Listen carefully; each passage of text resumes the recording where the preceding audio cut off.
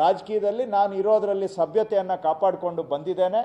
ಆದರೆ ಈ ವಿಷಯ ಯಾರದೇ ಆಗಲಿ ಮನಸ್ಸನ್ನು ಕಲಕತಕ್ಕಂಥ ವಿಷಯ. ನನ್ನ ಮನಸ್ಸಂತೂ ಇದರಲ್ಲಿ ಭಾಳ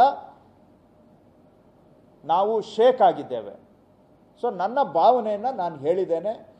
ತನಿಖೆ ನಿಷ್ಪಕ್ಷಪಾತವಾಗಿ ಆಗಬೇಕು, ತನಿಖೆ ತಾರ್ಕಿಕ ಅಂತ್ಯಕ್ಕೆ ಹೋಗಬೇಕು, ತಪ್ಪು ಮಾಡಿರೋರಿಗೆ ಶಿಕ್ಷೆ ಆಗಬೇಕು, ಅನ್ಯಾಯಕ್ಕೆ ಒಳಗಾಗಿರೋರಿಗೆ ನ್ಯಾಯ ಸಿಗಬೇಕು. ಇಷ್ಟೇ ನನ್ನ ವಿಷಯ. ಅದನ್ನು ಬಿಟ್ಟು ಯಾರು ನನ್ನ ಮೇಲೆ ಹೇಳಿ ಅವರ ಹೇಳಿಕೆಗಳ ಮುಖಾಂತರ ಅವ್ರದ್ದೇನಾದರೂ ಆಸೆ ತೀರಿಸ್ಕೊಳ್ಳಾಗಿದ್ದರೆ ನನಗೇನು ಅಭ್ಯಂತರ ಇಲ್ಲ. ನನ್ನ ಮೇಲೆ ಅವರು ಆರೋಪಗಳನ್ನು ಮಾಡಿದರೂ ನನಗೇನು ಅದರಿಂದ ಯಾವುದೇ ನಾನು ವಿಚಲಿತನಾಗೋದಿಲ್ಲ.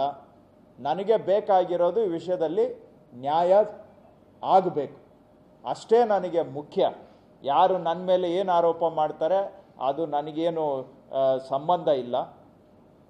ಅವರು ವಿಷಯಾಂತರ ಮಾಡುವಂಥ ಎಲ್ಲ ಪ್ರಯತ್ನಗಳಿಗೆ ನಾನು ಬಲಿಯಾಗೋದಿಲ್ಲ. ನಾನು ಮತ್ತೊಮ್ಮೆ ಎಲ್ಲರಲ್ಲೂ ಮನವಿ ಮಾಡ್ತೇನೆ, ದಯವಿಟ್ಟು ಮೂಲ ಅನ್ಯಾಯ ಏನಾಗಿದೆ, ಮೂಲ ಒಂದು ಕ್ರೈಮ್ ಏನಾಗಿದೆ ಅದರ ಕಡೆಗೆ ಗಮನ ಕೊಟ್ಟು ನ್ಯಾಯ ಕೊಡಿಸುವಂಥ ಪ್ರಯತ್ನ ಎಲ್ಲರೂ ಕೂಡ ಮಾಡೋಣ.